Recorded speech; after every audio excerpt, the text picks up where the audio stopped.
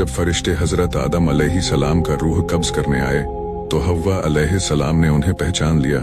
वो बुलंद आवाज से हजरत आदम अलैहिस्सलाम को पुकारने लगी और हजरत आदम अलैहिस्सलाम से चिमट गई।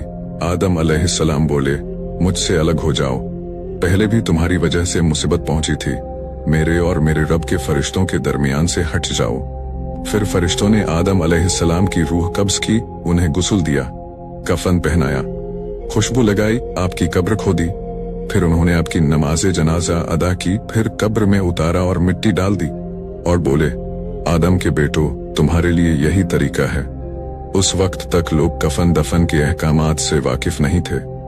उन्हें इल्म नहीं था कि काबिल ने अपने भाई को कैसे दफन किया, इसलिए फरिश्तों को भेजा गया तदफिन का तरीका बता दें। तो इस तरह इंसान को दफन करने का तरीका मालूम हुआ जो फरिश्ते लेकर आए थे।